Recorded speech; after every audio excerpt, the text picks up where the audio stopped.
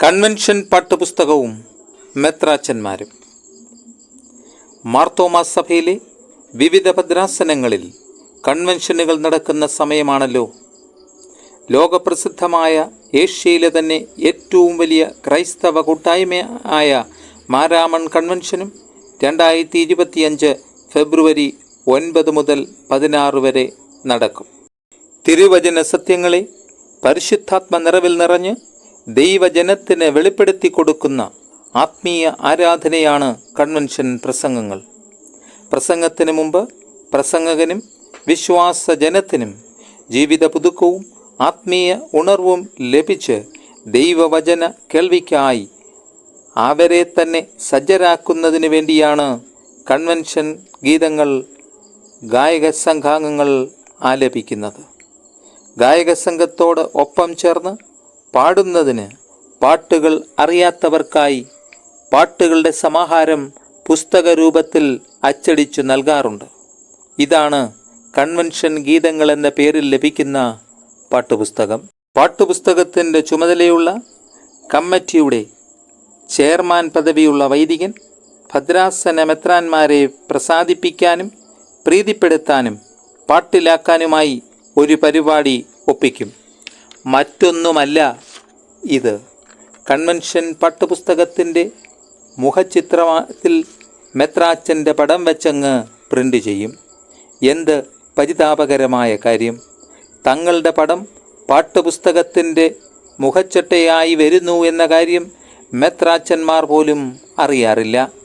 മെത്രാച്ചനെ സുഖിപ്പിക്കാൻ chairman വൈദികൻ കാട്ടിക്കൂട്ടുന്ന കോപ്രായമെന്ന് മാത്രമേ ഇതിനെ പറയാൻ പറ്റുകയുള്ളൂ. പാട്ടുപുസ്തകത്തിൽ മെത്രാച്ചന്മാരുടെ പടം വേണമെന്ന് എവിടെ പറഞ്ഞിട്ടുണ്ട്? എന്തു തീരുമാനപ്രകാരമാണ് ഇങ്ങനെ ചെയ്യുന്നത്? ഒന്നുമില്ല. അതാണ് യാഥാർത്ഥ്യം. എല്ലാം ആനന്ദിപ്പിക്കലും നടവരവുള്ള പള്ളികൾ കിട്ടാനുമുള്ള കാട്ടിക്കൂട്ടലുകൾ എന്നതല്ലാതെ മറ്റൊന്നുമല്ല. മെത്രാന്മാരുടെ ചിത്രങ്ങൾ കമ്പോളത്തിലെ പോലെ വിൽക്കാനുള്ള വിൽപ്പനച്ചരക്കാക്കി മാറ്റുന്ന ഈ പ്രവണത ഒട്ടും തന്നെ അംഗീകരിക്കാവുന്ന ഒന്നല്ല. മെത്രാന്മാരുടെ പാദസേവയ്ക്കുള്ള ഏറ്റവും നല്ല ഉദാഹരണമാണ് പാട്ടുപുസ്തകത്തിലെ മുഖച്ചട്ടയിലുള്ള മെത്രാച്ചന്മാരുടെ പടം. ഇന്ന് ഒരു വ്യക്തി ഒരു സംഭവം പറഞ്ഞു. ഇന്ന് ഞാൻ കൊട്ടാരക്കര കൺവെൻഷന് പോയി. അവിടെ ചെന്നപ്പോൾ 20 രൂപയ്ക്ക് ഒരു പാട്ടുപുസ്തകം മേടിച്ചു. ഈ പാട്ടുപുസ്തകം മേടിച്ചപ്പോൾ ഒരു മെത്രാച്ചൻ്റെ പടം ഫ്രീ ആയി കിട്ടി. ഈ പാട്ടുപുസ്തകവുമായി വീട്ടിൽ വന്നപ്പോൾ വീട്ടിലെ കുട്ടികൾ പാട്ടുപുസ്തകത്തിലെ പടം കണ്ട് ക്രിസ്മസ് അപ്പൂപ്പൻ എന്ന് പറഞ്ഞ് ആർത്ത് ബഹളം വെച്ചു. കുട്ടികൾക്ക് അറിയില്ലല്ലോ ഇത് ക്രിസ്മസ് അപ്പൂപ്പൻ അല്ലെന്ന്. എന്താണ് ഇതിന് മറുപടി പറയുക? നമുക്ക് 2025 നടന്ന വിവിധ ഭദ്രാസന കൺവെൻഷനുകളുടെ പാട്ടുപുസ്തകങ്ങളിലൂടെ ഒന്ന് കണ്ണോടിക്കാം.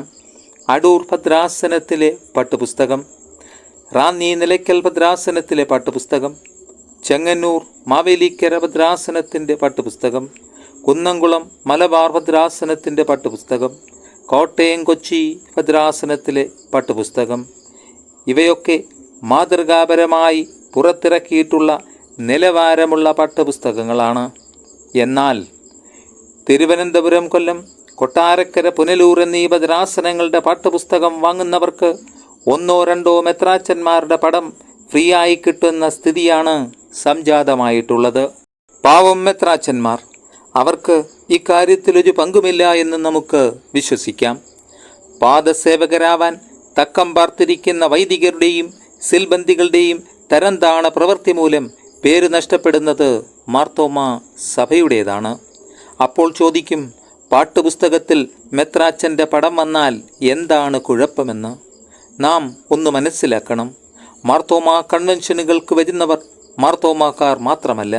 CSIക്കാരും ഓർത്തഡോക്സുകാരും യാക്കോബക്കാരും പെന്തക്കോസുകാരും കത്തോലിക്കർ തുടങ്ങി എല്ലാ വിശ്വാസികളും കൺവെൻഷന് ദൈവവചനം കേൾക്കുന്നതിനായി കടന്നു വരും. അവർ പണം കൊടുത്ത് പാട്ടുപുസ്തകം വാങ്ങും. അങ്ങനെ വാങ്ങുന്ന പാട്ടുപുസ്തകത്തിൽ മെത്രാൻ്റെ പടമുണ്ടെങ്കിൽ അതിനെ എങ്ങനെ ന്യായീകരിക്കും? മറ്റു ഭദ്രാസനങ്ങൾ ഉദാഹരണങ്ങളാണ്. മാതൃകാപരമായി അവരുടെ മെത്രാച്ചന്മാരുടെ പടമില്ലാതെ തന്നെ മറ്റു ഭദ്രാസനങ്ങൾ അവരുടെ പാഠപുസ്തകം പ്രിൻ്റ് ചെയ്തിട്ടുണ്ട് എന്നതാണ് യാഥാർത്ഥ്യം.